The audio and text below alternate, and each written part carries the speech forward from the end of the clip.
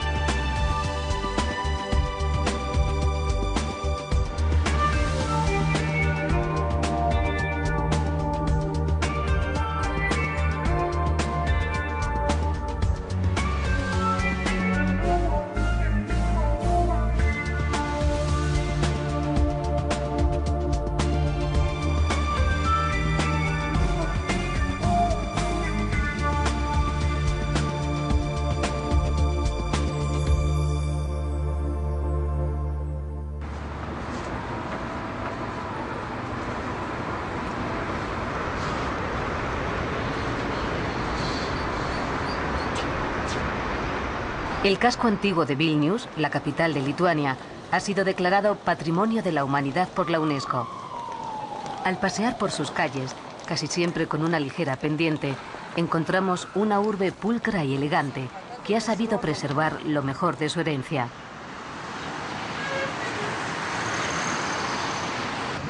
De entre el interminable verdor de los bosques que la rodean, descienden los ríos Neris y Vilnia, y de este último surge el nombre de la ciudad. Su topografía, caracterizada por suaves colinas, acrecienta el placer que surge de la contemplación de sus edificios desde una diversidad de ángulos insólitos. Vilnius fue fundada en 1323, año en el que el gran duque Gediminas apadrinó el proyecto de crear una ciudad que atrajera a mercaderes y artesanos. La leyenda, sin embargo, rehúye lo prosaico. Según ella, el gran duque soñó mientras descansaba de una jornada de caza con un enorme lobo de hierro que aullaba como si fueran 100. Un anciano adivino interpretó el sueño. Allí Gediminas fundaría una ciudad que sería invencible como el lobo y famosa en el mundo entero. Gediminas ya tenía su leyenda. También entraría en la historia al rechazar las invasiones teutónicas. De esa proeza da fe el castillo, uno de los símbolos de la ciudad. La historia de Vilnius es la historia de Lituania, una historia que comparte muchos destinos con las otras dos repúblicas. Vilnius ha sido ocupada repetidas veces por países vecinos, fue arrasada por los ejércitos de Napoleón y ha padecido enormes sufrimientos como el exterminio de la casi totalidad de la población judía durante la ocupación nazi o las masivas deportaciones bajo el régimen soviético. Sin embargo, el Vilnius del siglo XXI rescata lo mejor de una tradición secular. A menudo se ha dicho que la capital de Lituania recuerda a un palimpsesto, un antiguo manuscrito bajo cuyo texto se notan huellas de una o más escrituras anteriores. El crisol de culturas y credos la hacen ser necesariamente una ciudad tolerante, abierta y multilingüe.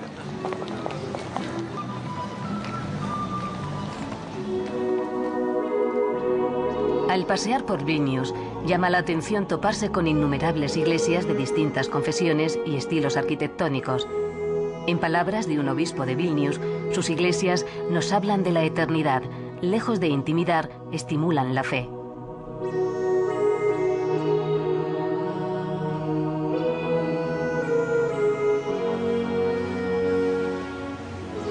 Por orden jerárquico, conviene detenerse en la catedral que domina la imponente plaza, auténtico centro histórico y lugar muy frecuentado por los lugareños. En el mismo suelo se erigía hasta el siglo XIII un templo dedicado a Perkunas, el dios del trueno de la antigua mitología pagana. El catolicismo es en Lituania el culto religioso mayoritario, el principal hecho diferencial con respecto a sus vecinas, Letonia y Estonia.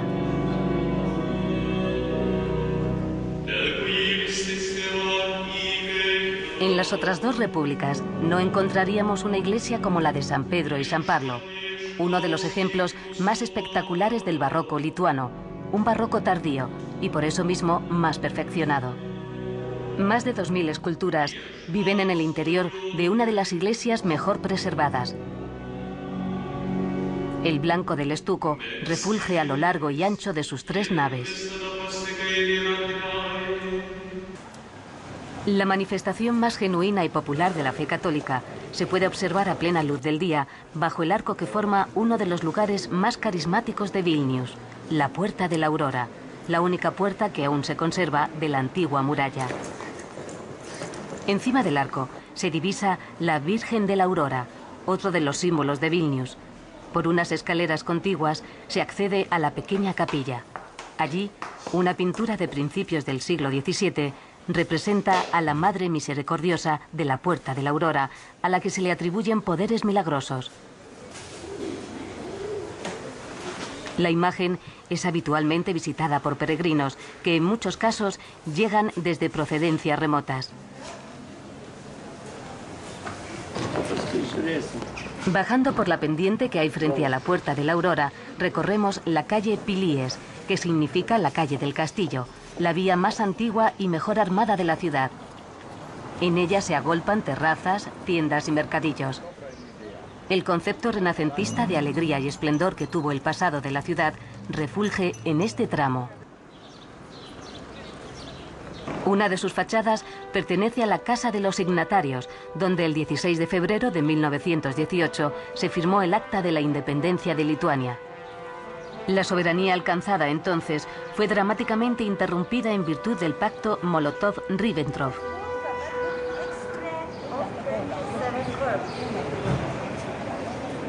La arquitectura tradicional de las casas lituanas, presente en la calle Pilies, reserva a sus moradores generosos patios interiores. Unos han sido rehabilitados y convertidos en agradables hoteles, otros nos deparan alguna que otra sorpresa. En pleno casco antiguo aparece la Universidad de Vilnius, una de las más antiguas de Europa, fundada por los jesuitas en 1579. El patio mayor es el más apreciado por su conjunción de estilos y su importancia histórica. En él se encuentran el aula magna y la iglesia de San Juan. El patio del observatorio rinde homenaje a la astronomía, una de las especialidades docentes que dio renombre a la universidad.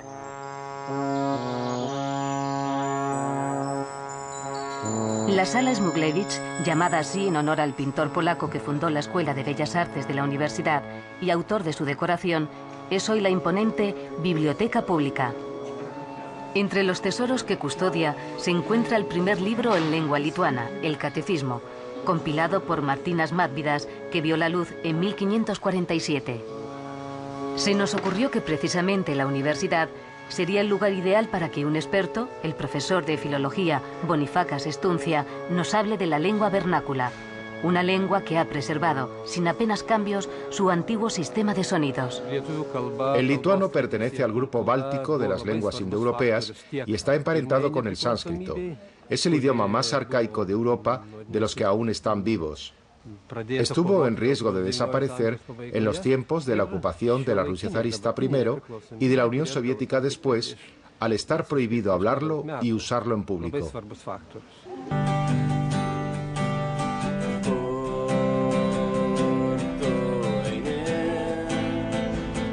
La calle Pilies da mucho de sí.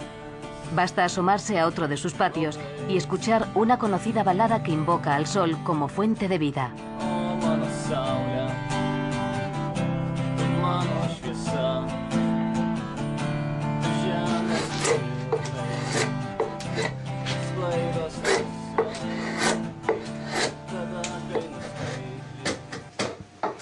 El padre del joven bucólico regenta un taller artesanal donde se trabaja la madera. una tradición muy ligada a estas tierras. Una de sus creaciones más interesantes consiste en reproducir instrumentos musicales antiquísimos.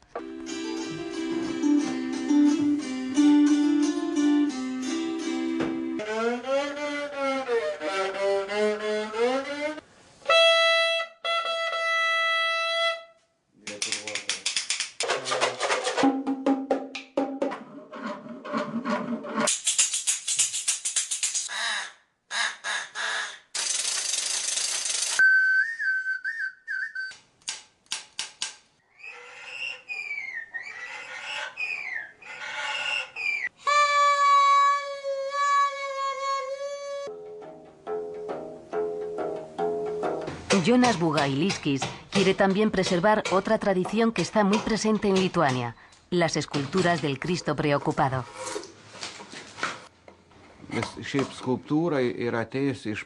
Llevo 35 años haciendo este trabajo. Mis antepasados también trabajaban la madera. Fabrico instrumentos musicales antiguos fielmente reproducidos de los que hay en los museos. También me dedico a los Cristos preocupados, una tradición muy antigua. Tienen forma de tótem, por lo que constituyen una síntesis del paganismo y el cristianismo posterior. Las figuras del Cristo preocupado velan el memorial de los fallecidos en defensa de la deseada independencia. El Parlamento la declaró el 11 de marzo de 1990. La Unión Soviética no la aceptó y unos meses más tarde sus tropas tomaron la torre de la televisión. Mataron a 13 personas que resistían pacíficamente, hecho que aceleró el fin de la dominación soviética y el reconocimiento internacional. Desde 1992, la Constitución aprobada por referéndum rige los destinos de Lituania. Si se pregunta a un lituano quién es el personaje más relevante del país, es muy probable que no mencione a un político, escritor o militar, y sí mencione a Arvydas Sabonis, el célebre pívot de Žalgiris Kaunas. Y es que el baloncesto es el deporte número 1 de Lituania, como comprobamos en la escuela que lleva el nombre de otro gran jugador, Šarūnas Marčiulionis. En Vilnius aún perduran algunos recuerdos del pasado soviético, como las estatuas del Puente Verde, puro realismo socialista. Pero no todo ese legado ha sido negativo. La ciudad goza, desde hace décadas, de un eficaz sistema de transporte de trolebuses que, convenientemente actualizado, es en buena medida responsable de la calidad del aire que se respira.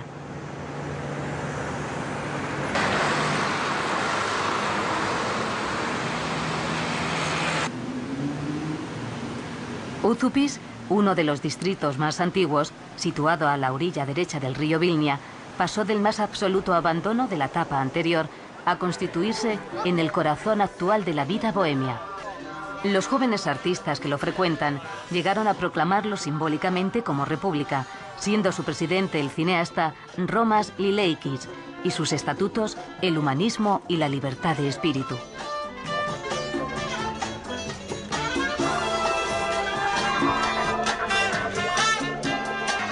La estatua del ángel de Užupis fue erigida en 2002 como estandarte del pequeño Montmartre de Lituania. Adentrándose por la suave colina que forma el barrio, se llega a un mirador desde donde contemplar el perfil oriental de Vilnius. Del perfil occidental destaca el voluminoso edificio del Hotel Reval, presente en las 3 capitales bálticas. Representa un ejemplo de cómo la típica mole de la arquitectura comunista ha sido reconvertida en un edificio moderno y funcional. Sin duda, la potenciación de los recursos turísticos, como la conversión de antiguos edificios en elegantes hoteles, es un inequívoco signo de los nuevos tiempos. El contraste entre modernidad y tradición aparece constantemente. El 6 de julio se celebra la Fiesta Nacional de Lituania. La música y los bailes folclóricos inundan la explanada de la catedral.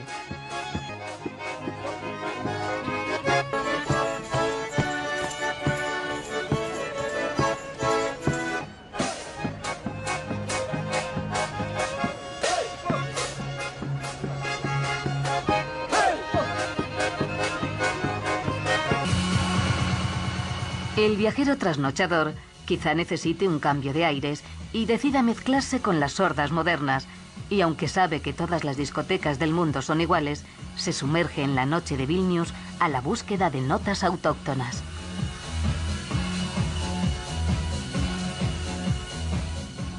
...28 kilómetros al oeste de la capital... arribamos a un paraje de gran belleza... ideal para recuperarse de posibles excesos. Trakai fue la antigua capital del Gran Ducado de Lituania durante la Edad Media. Da fe de ello el castillo que se erige desde el siglo XIV sobre una minúscula isla en medio del lago Galve. Pero lo más interesante de Trakai aguarda en la calle Karaimu. Las casas de madera y vivos colores de los karaitas tienen una peculiaridad. La puerta de entrada se sitúa en la parte trasera. En la pared que da a la calle hay 3 ventanas, una para Dios, otra para el gran duque Vytautas y la tercera para los familiares. En 1397 llegaron a Trakai 380 familias de karaitas procedentes de Crimea para proteger a Vytautas. Hoy aún quedan 14 familias descendientes de aquellos guerreros étnicamente emparentados con tribus turcas. La Kenesa es su lugar de culto. El karaísmo interpreta literalmente el Antiguo Testamento, siendo una corriente herética para el judaísmo. Sin embargo, los karaitas de Trakai, por su origen turco, también recibieron influencias del Islam.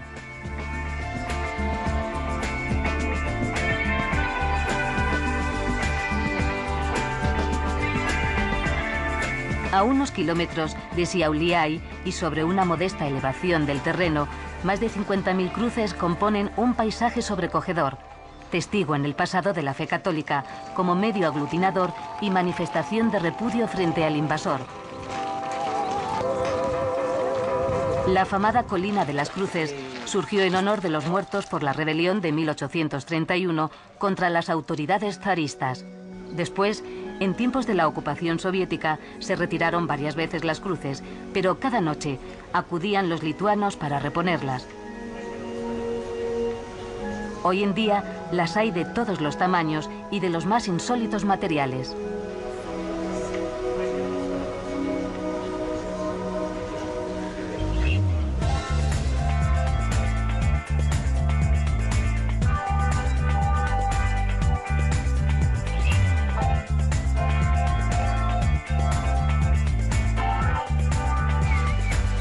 Un parque botánico que alberga hasta 200 especies de árboles hace las veces de tarjeta de presentación de Palanga, el pueblo veraniego más popular de Lituania. El neobarroco palacio del conde Tiškevič y sus jardines colindantes ofrecen los mejores fondos para inmortalizar el inicio de una nueva vida. El palacio, convertido en museo del ámbar, guarda en su interior hasta 5.000 piezas de restos fosilizados. El ámbar del Báltico ya era famoso en el mundo antiguo por su uso ornamental.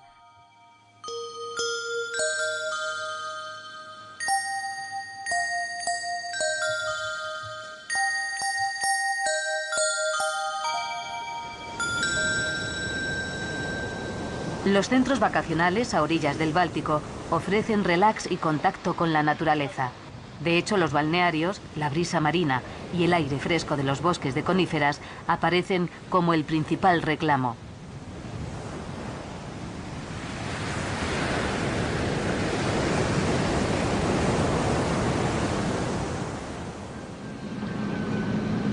Nos desplazamos a la península de Neringa, cogiendo un transbordador en Klaipėda.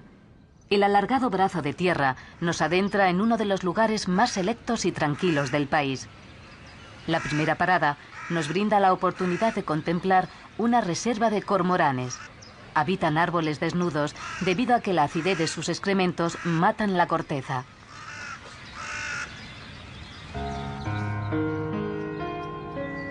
Nida, destino final de la excursión, se muestra ante nuestros ojos como uno de esos pueblecitos costeros de ensueño. Sus coquetas casas de madera recrean elegantes y sobrios colores.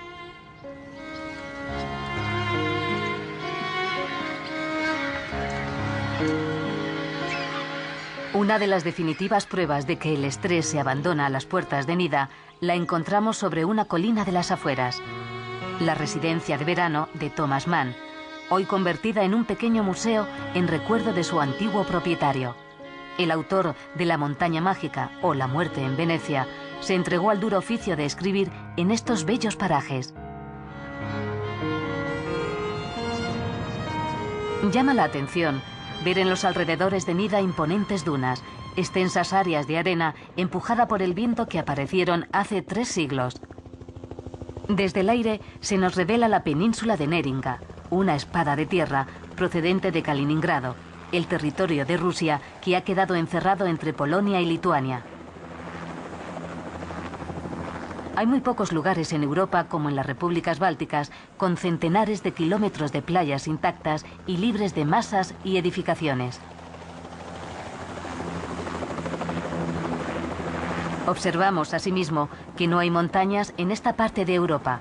Las superficies más altas apenas alcanzan los 300 metros sobre el nivel del mar.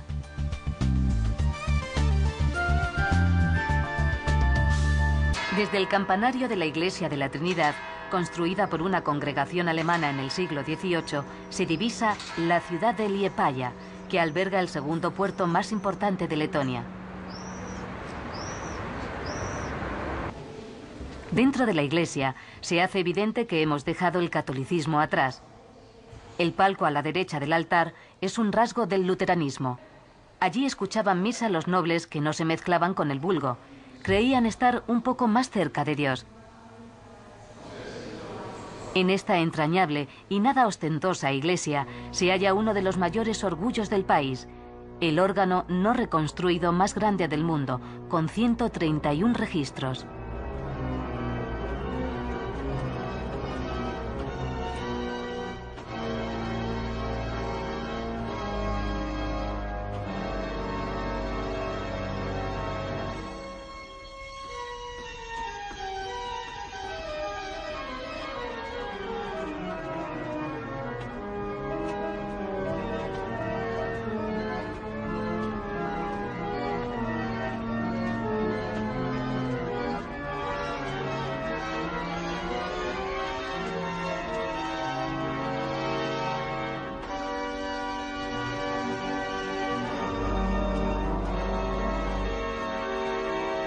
El reputado organista que lo cuida y maneja, Lothar Jerins, explica las características del órgano.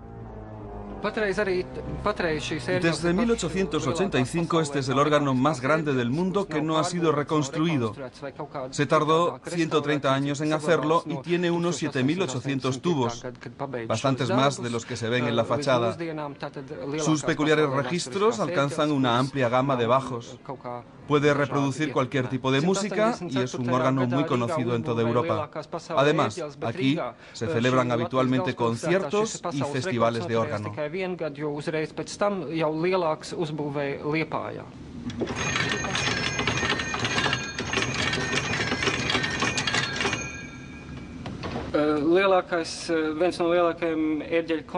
El mismísimo Johann Sebastian Bach recomendaba que los órganos tuvieran este tipo de prestaciones.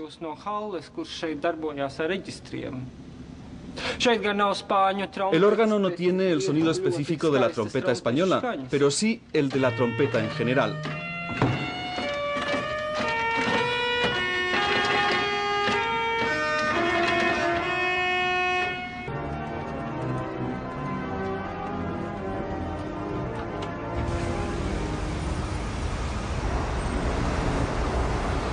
Uno de los grandes atractivos históricos de Liepāja lo encarna la base naval de Kara-Osta, una ciudad dentro de otra ciudad que fue la base elegida de la Armada rusa en tiempos del zar y del Pacto de Varsovia. Los búnkers aún recuerdan la Guerra Fría y a los nativos, un periodo oscuro, una zona prohibida que hoy es un reclamo turístico más.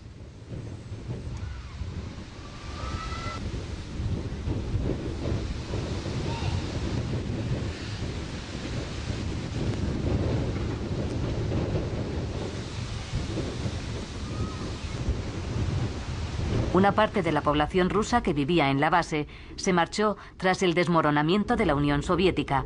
Otros se quedaron. En Letonia, cerca del 30% de la población tiene origen ruso.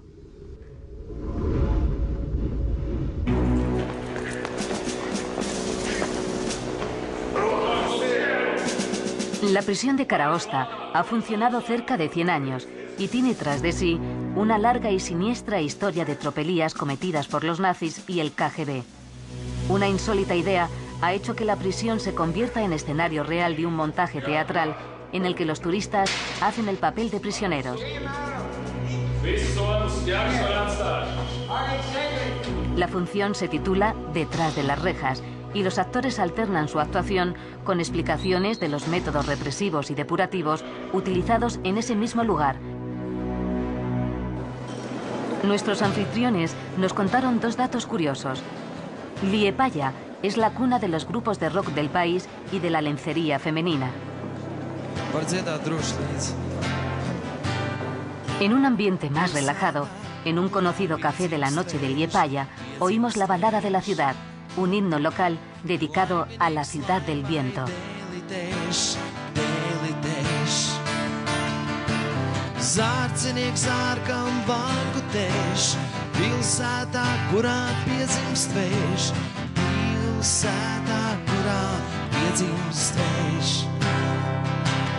Pilsētā, kurā piedzimst vējš, piedzimst vējš.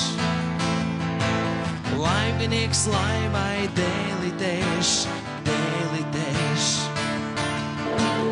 Un pa brītiņām draugus plēš. Pilsētā, kurā piedzimst vējš, pilsētā, kurā piedzimst vējš. De camino a Riga, paramos en Kuldiga, una localidad del interior que ilustra los grandes recursos que Letonia y el resto de las Bálticas poseen en el turismo de naturaleza. El orgullo de Kuldiga son las cascadas Ventas-Rumba, las más anchas de Europa, con 110 metros. Letonia se cuenta entre los pocos países del mundo donde los ecosistemas naturales, en su mayor parte no afectados por la acción del hombre, todavía representan más del 50% de su territorio.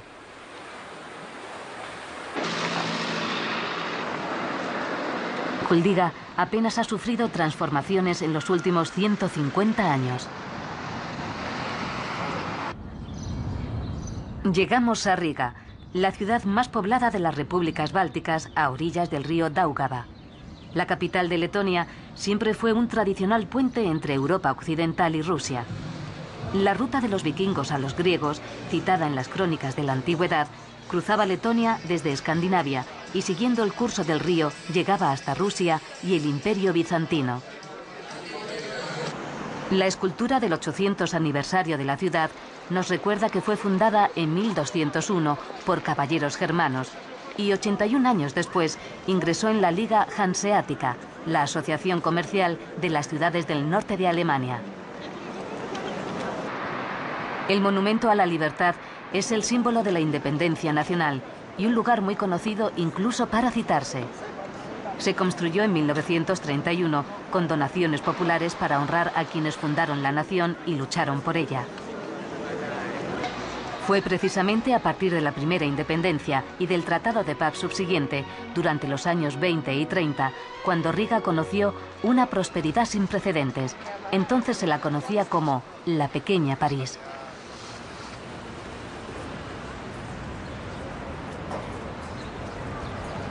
Richard Wagner es uno de los personajes ilustres vinculados a Riga. Dirigió el teatro alemán entre 1837 y 1839. En esa época compuso la ópera Rienzi, el último de los tribunos. Años después regresó a la capital báltica y en el auditorio que lleva su nombre dirigió su ópera El holandés errante, siendo la primera vez que un director de orquesta miraba a esta y no al público.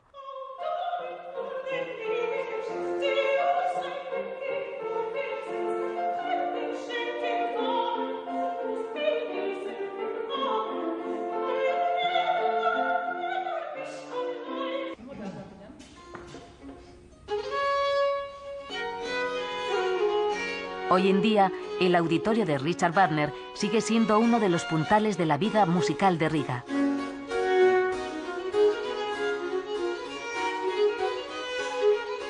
La agradable ruta a pie por el casco antiguo de Riga, declarado también Patrimonio de la Humanidad, permite admirar un espléndido modelo de arquitectura medieval germana en la catedral gótica. La iglesia de San Pedro termina en una de las agujas que conforman el horizonte característico de Riga. En la torre hay un concurrido mirador desde el que se puede contemplar edificios como el conocido popularmente como la Tarta de Stalin, un regalo del dictador a la ciudad. En la plaza contigua y tras la estatua del mítico héroe Rolando se encuentra el emblemático edificio de las Cabezas Negras. La hermandad adquirió el edificio en el siglo XVII para cobijar a los mercaderes solteros que estaban de paso en Riga.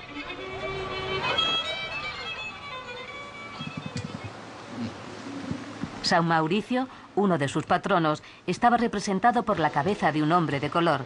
De ahí vino el nombre de la hermandad.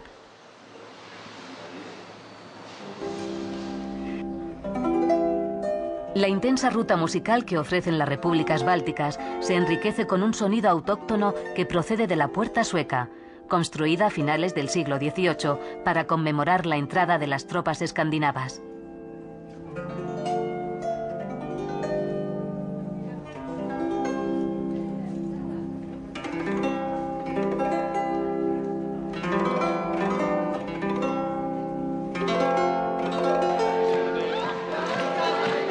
Desde una de las casas más antiguas de Riga, la de las Tres Hermanas, magnífico ejemplo de arquitectura medieval, se escuchan los cánticos callejeros que provienen del vecino Massa Gilde, o gremio menor, lugar de destino de los grupos folclóricos que todos los veranos se concentran en Riga.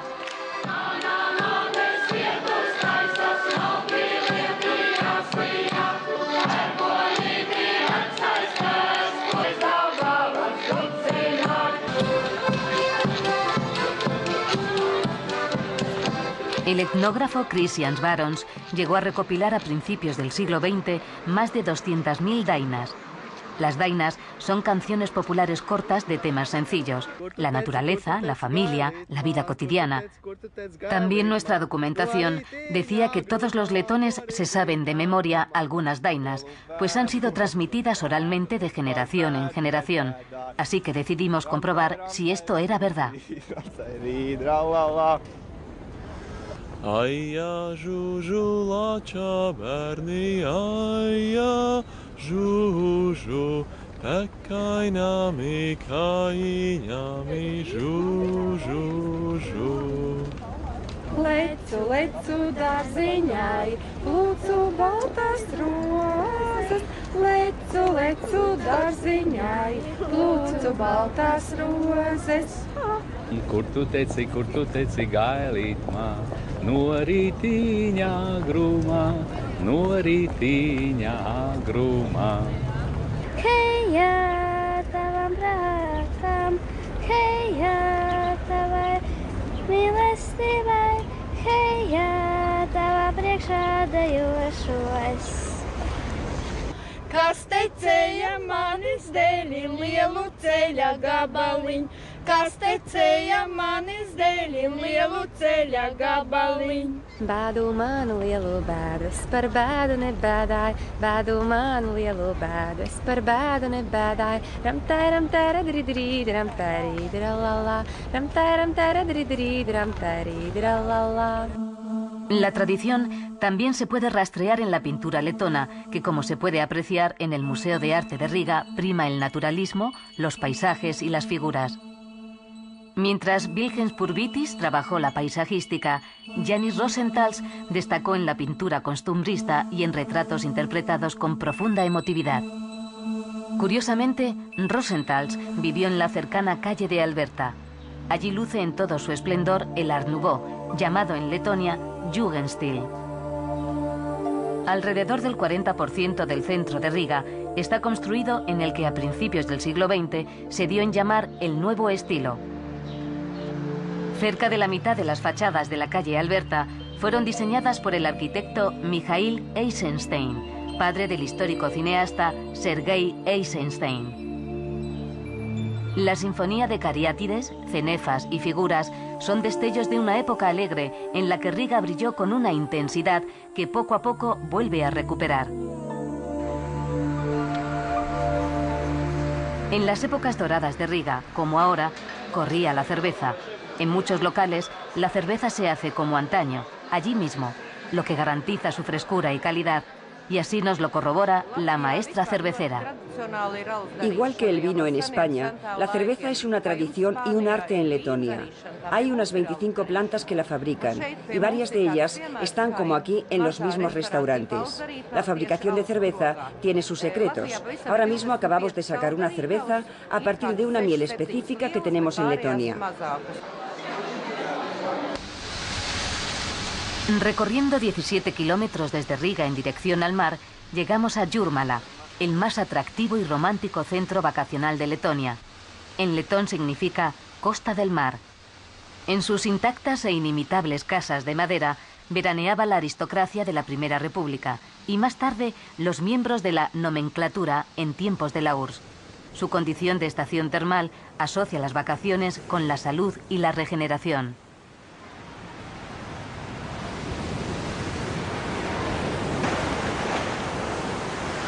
En Jūrmala volvemos a percibir una sensación que nos acompaña en todo el viaje. Los 2,5 millones de letones representan una escasa densidad de población. La sensación de amplitud, de espacio, de ausencia de aglomeraciones, incluso en las ciudades, unida a la constante presencia de la naturaleza, garantizan un estado de ánimo relajado. La crispación, incluso la política, es muy rara en estas latitudes.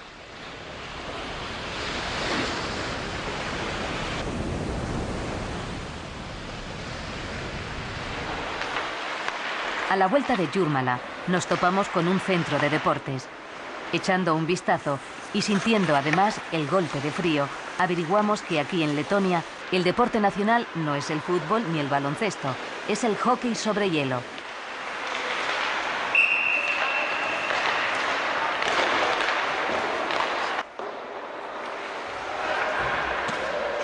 Vitaly Samonov, un entrenador de origen ruso y miembro del equipo de la URSS que ganó el oro en Calgary en 1988, nos confirma que el hockey es el deporte que mayor gloria ha dado a Letonia. В Европе латыши были основателями моды в хоккее. Somos los fundadores de la tradición del hockey en Europa desde antes de la Segunda Guerra Mundial y tenemos varias generaciones de jugadores reconocidos internacionalmente. El fútbol, no obstante, tiene también un alto nivel de aceptación en Letonia.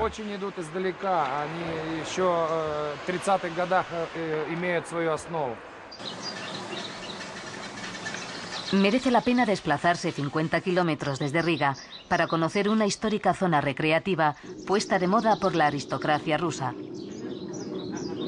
Sigulda se alza en medio del Parque Nacional del Gauja, surcado por el río del mismo nombre. Se la conoce como la Suiza de Letonia por la exuberancia y belleza de su paisaje y por la posibilidad de esquiar en invierno. El río ha creado afloramientos de piedra arenisca y cavernas que forman parte de rutas a pie o en bicicleta. El teleférico nos traslada a las explanadas del parque, de las que sobresale el castillo medieval de Turaida, propiedad entonces del arzobispo de Riga.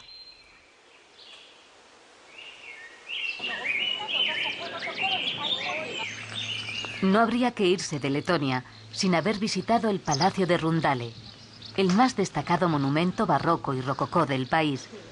Inmejorable escenario para escuchar música de cámara durante los festivales de verano.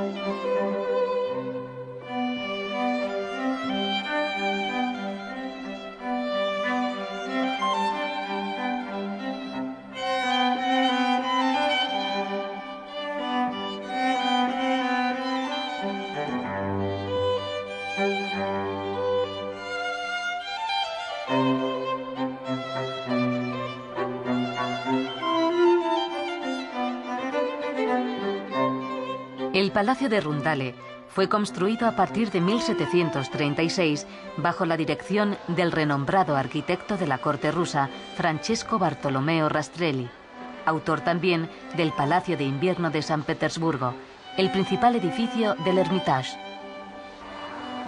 En algunas de sus 48 habitaciones destacan las bellísimas y antiguas estufas de cerámica.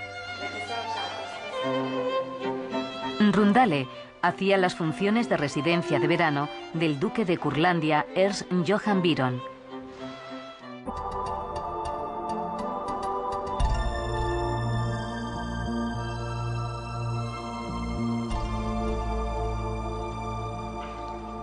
La iglesia ortodoxa dedicada a la emperatriz Catalina II en agradecimiento a su mecenazgo es uno de los edificios de Pärnu que más atraen las miradas.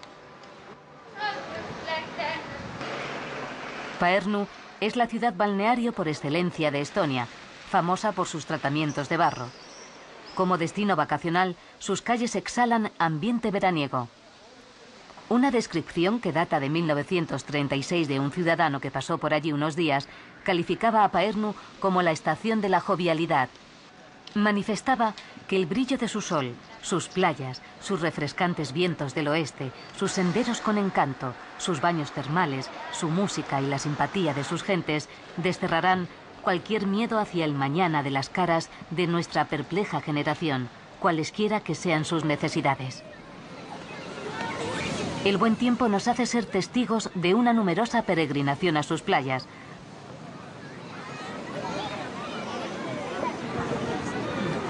Si Lituania tuvo más afinidad con la vecina Polonia y Letonia con Alemania, Estonia se vincula étnica y culturalmente con la limítrofe Finlandia. De hecho, el idioma estonio comparte raíces con el finlandés y más lejanamente con el húngaro.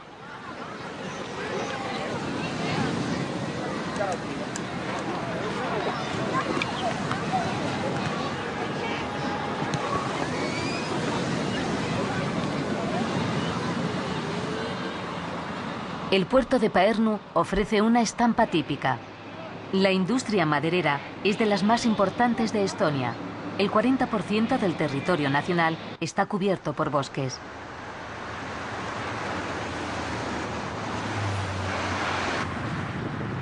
La Vía Báltica, una autovía que conecta las capitales bálticas, nos conduce a la capital de Estonia.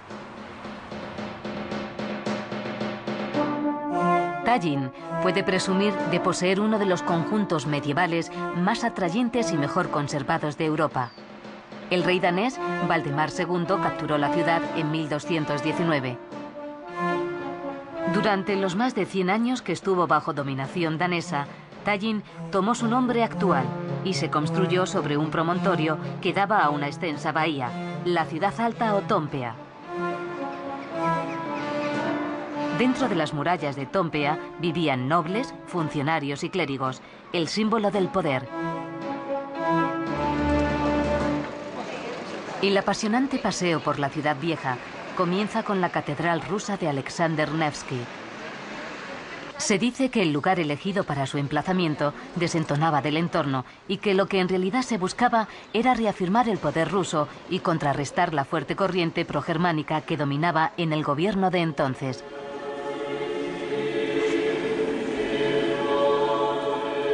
Sea como fuere, hoy en día es un templo muy visitado que da a conocer el culto ortodoxo y que ilustra la libertad religiosa que la democracia estonia consagra.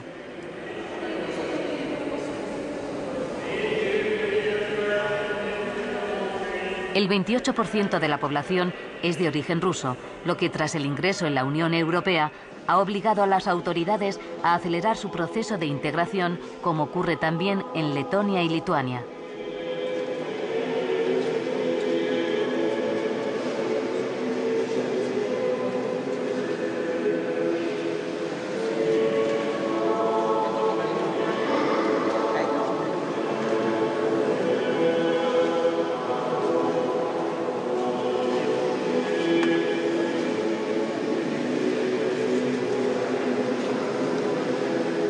Una placa conmemora la visita del último zar Nicolás II y su familia a la catedral en 1912.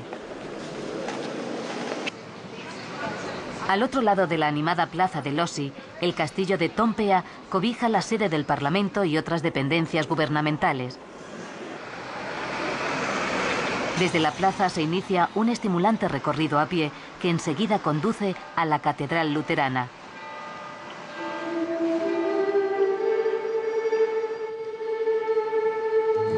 Dedicada a la Santísima Virgen, antes de la Reforma, llama la atención una colección de más de 100 escudos de familias nobles de origen alemán.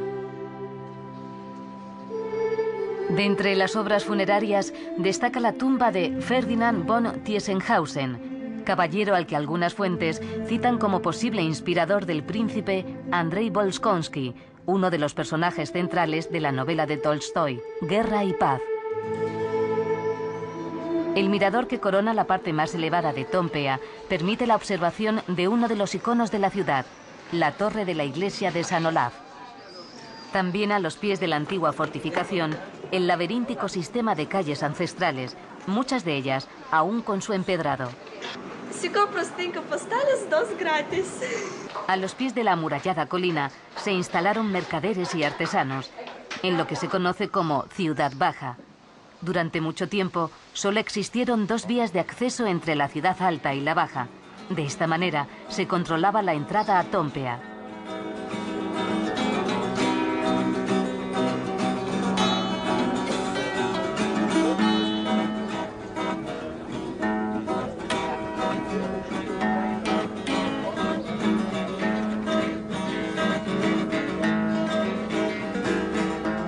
Uno de los accesos era conocido como la pata corta y se hacía a pie a través de una empinada escalera.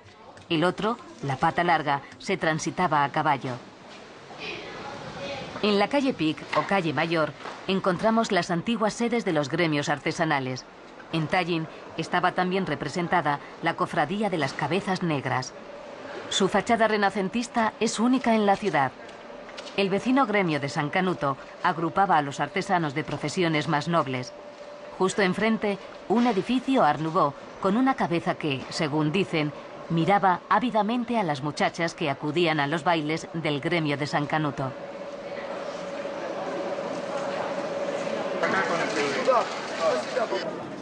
El popular barrio latino lo conforma el pasaje de Catalina, donde trabajan los artesanos de hoy, la cerámica, la piel, la seda y el vidrio.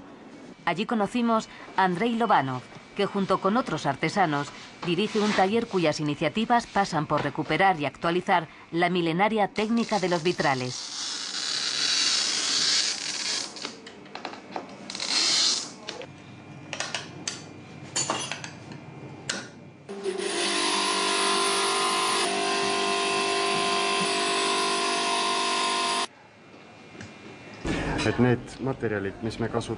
En nuestro taller hacemos vitrales tanto para iglesias como para casas. Tratamos de recuperar una tradición que fue muy rica en Tallinn porque tenía muchas iglesias. Pero a raíz de la reforma luterana este arte se perdió. Ahora estamos volviendo a él e incorporando nuevas técnicas que permiten también crear nuevos estilos.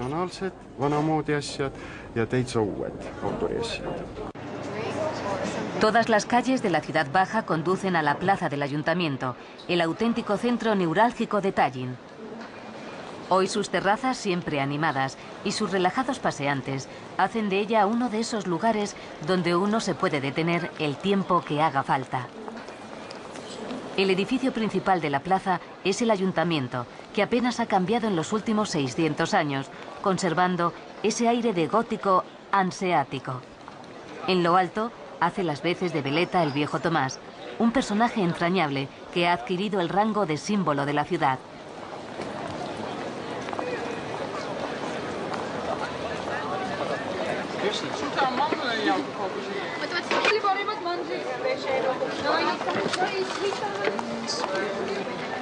Descendiendo por la calle Viru, la animación y el ambiente de dorados tonos bálticos se reparte por sus terrazas veraniegas. Extranjeros y estonios se mezclan en esta recobrada ciudad que, como sus compañeras de viaje, se despertaron de un largo letargo. La calle Viru aglutina un buen número de tiendas y comercios. Bajando por la pendiente que nos aleja del casco viejo, encontramos el perenne mercadillo de las flores y el de la lana. Tradición milenaria que invita a llevarse un útil recuerdo.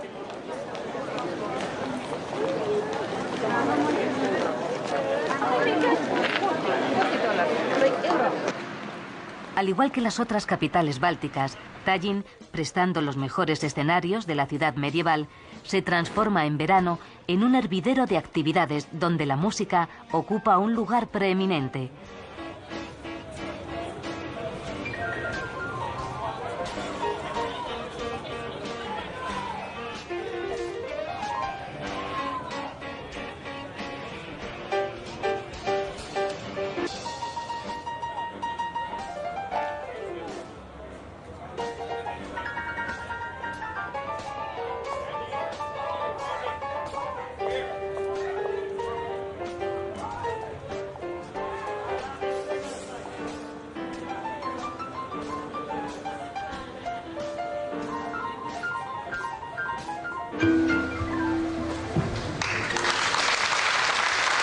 Fuera del centro histórico, Tallin se extendió a partir de diseños urbanísticos de principios del siglo XX. Avenidas anchas y muchas zonas verdes, un concepto muy báltico de la utilización del espacio. El Teatro Nacional y el Teatro Dramático Ruso han capitalizado desde el pasado la vida cultural de Tallin, ofreciendo representaciones en estonio y en ruso. En las afueras de Tallin, un impresionante recinto, el Estadio del Canto, es cada 4 años testigo de masivas concentraciones folclóricas. En una de ellas, en el verano de 1988, los allí congregados cantaron espontáneamente pidiendo la independencia. El Parque Kadriog, situado en el Valle de Catalina, es un bello paraje a donde suelen acudir a pasar el día los capitalinos. Junto al estanque de los cisnes se erige la estatua de Friedrich Reinhold Krusball, el primer escritor estonio que definió en su poema épico El hijo de Kalev la conciencia nacional que conduciría a la primera independencia. El Parque Kadriog, así como el palacio que alberga, fue construido por orden del zar Pedro I. Dentro del palacio se expone una interesante colección de arte extranjero, de entre la que destaca una muestra de pintura flamenca con cuadros de Bruegel el Joven y un cuadro anónimo de un imitador de El Bosco.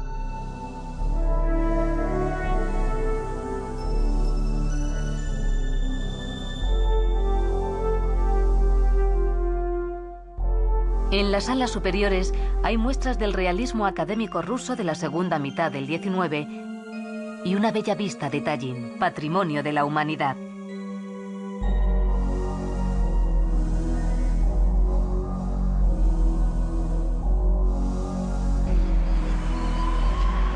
El largo paseo marítimo que hay a las afueras de Tallin se llena de patinadores, ciclistas y paseantes a la cadenciosa caída del sol. Las horas de luz que ocupan espacios reservados a la noche permiten que el tiempo se estire. A estas alturas del viaje, una observación recurrente empieza a tomar forma, a llegar a ser una conclusión. Apenas hemos visto obesos en las repúblicas bálticas. El amor al deporte, al ejercicio que siempre ha imperado en estos países, quizá podría explicar esas figuras altas y estilizadas que parecen ser inspiradoras de los cánones de belleza actuales.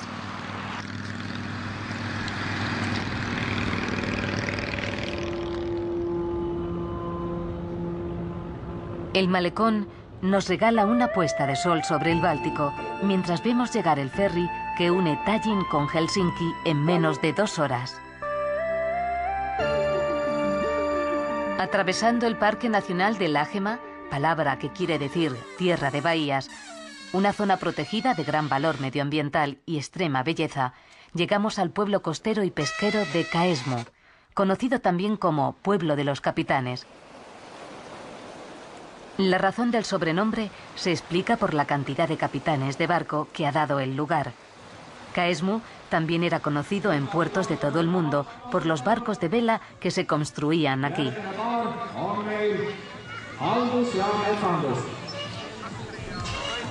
La tranquilidad y belleza de la villa costera invitan al más absoluto sosiego. Esta apreciación parece estar avalada por la iniciativa de la Unión de Escritores de Estonia, que facilita casas en Kaesmu a escritores o traductores que necesiten entornos idílicos para trabajar. El Parque de Lagemaa es un refugio para viajeros que buscan vivenciar una tierra donde la naturaleza y la tradición han coexistido en armonía desde tiempos inmemoriales. En sus dominios se conservan casas de campo del siglo XVII y XVIII, cuyos propietarios, en su mayoría nobles de origen alemán, las disfrutaban en verano.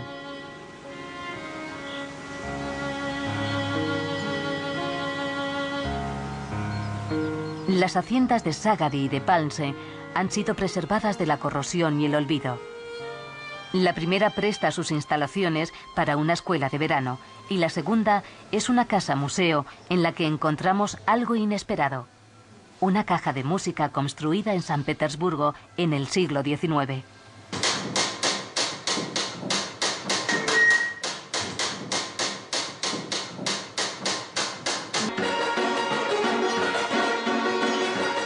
La improvisada inmersión musical que experimentamos al cruzar Lituania, Letonia y Estonia toca a su fin. Las melodías bálticas quedarán en la memoria del viajero para sugerirle volver cuanto antes.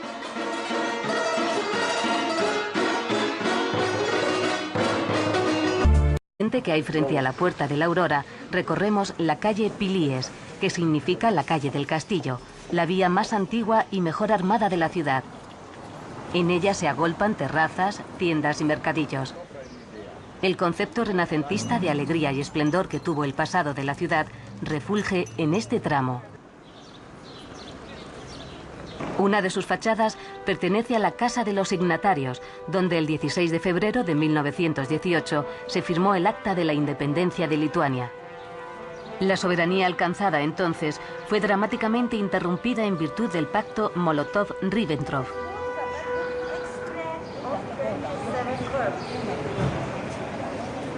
La arquitectura tradicional de las casas lituanas, presente en la calle Pilies, reserva a sus moradores generosos patios interiores.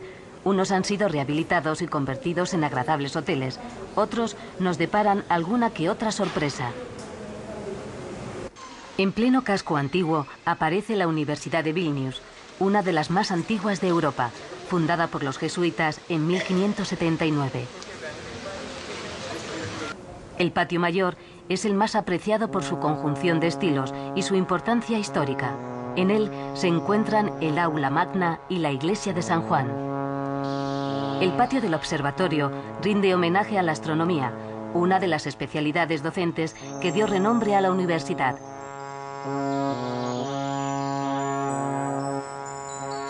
La sala Smuglewicz, llamada así en honor al pintor polaco que fundó la Escuela de Bellas Artes de la universidad, al rechazar las invasiones teutónicas. De esa proeza da fe el castillo, uno de los símbolos de la ciudad. La historia de Vilnius es la historia de Lituania, una historia que comparte muchos destinos con las otras dos repúblicas. Vilnius ha sido ocupada repetidas veces por países vecinos, fue arrasada por los ejércitos de Napoleón y ha padecido enormes sufrimientos como el exterminio de la casi totalidad de la población judía durante la ocupación nazi o las masivas deportaciones bajo el régimen soviético. Sin embargo, el Vilnius del siglo XXI rescata lo mejor de una tradición secular. A menudo se ha dicho que la capital de Lituania recuerda a un palimpsesto, un antiguo manuscrito bajo cuyo texto se notan huellas de una o más escrituras anteriores.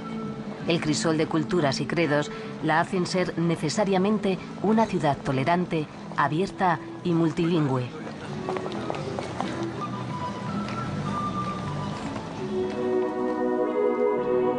Al pasear por Vilnius, llama la atención toparse con innumerables iglesias de distintas confesiones y estilos arquitectónicos. En palabras de un obispo de Vilnius, sus iglesias nos hablan de la eternidad, lejos de intimidar, estimulan la fe.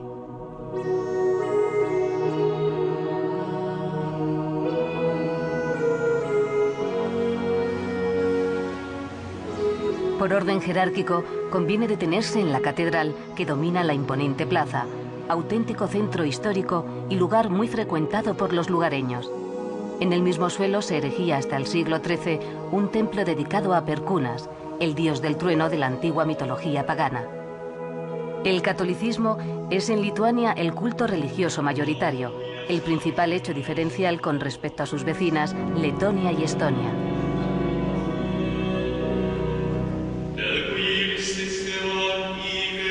En las otras dos repúblicas no encontraríamos una iglesia como la de San Pedro y San Pablo, uno de los ejemplos más espectaculares del barroco lituano, un barroco tardío y por eso mismo más perfeccionado. Más de 2000 esculturas viven en el interior de una de las iglesias mejor preservadas.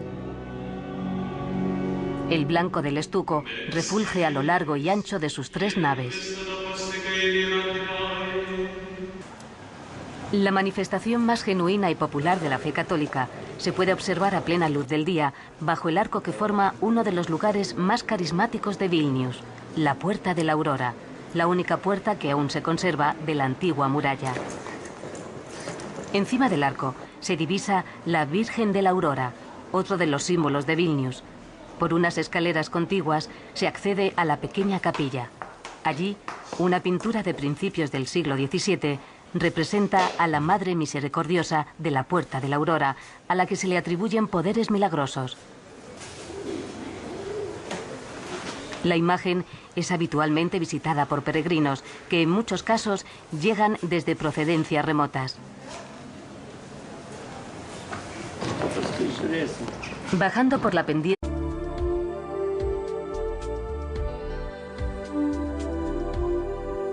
a Lituania, Letonia y Estonia se las conoce genéricamente como las repúblicas bálticas. A pesar de tratarse de países independientes y soberanos, esa denominación sugiere que han compartido una buena parte de su devenir. Sin embargo, más allá de las evidentes similitudes, existen notorias diferencias cuyo descubrimiento constituye uno de los alicientes de viajar a esta zona de la Europa nororiental. Las 3 repúblicas han inaugurado juntas un nuevo y prometedor capítulo de su historia al incorporarse a la Unión Europea, algo que el visitante va a percibir en el ambiente al encontrarse con gentes emprendedoras y receptivas. Como países poco o mal conocidos, tienen mucho que ofrecer y desvelar, y dado el enorme potencial de sus atractivos turísticos, se están convirtiendo sin duda en el destino de moda.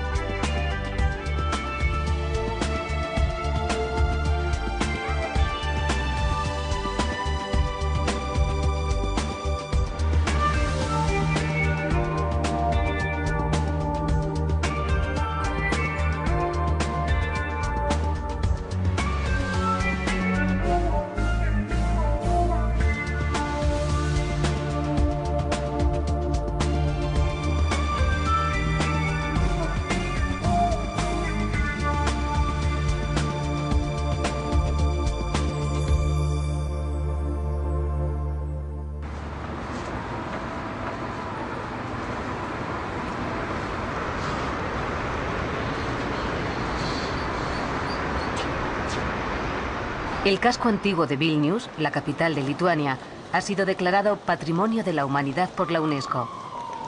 Al pasear por sus calles, casi siempre con una ligera pendiente, encontramos una urbe pulcra y elegante que ha sabido preservar lo mejor de su herencia.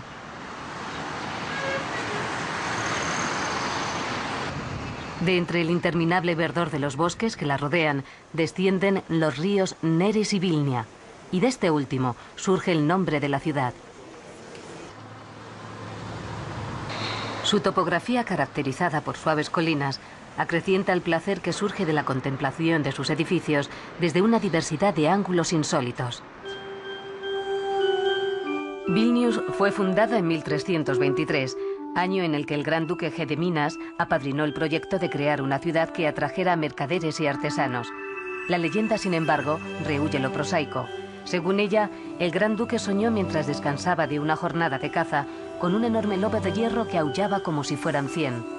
Un anciano adivino interpretó el sueño, Allí Gediminas fundaría una ciudad que sería invencible como el lobo y famosa en el mundo entero. Gediminas ya tenía su leyenda. También entraría en la historia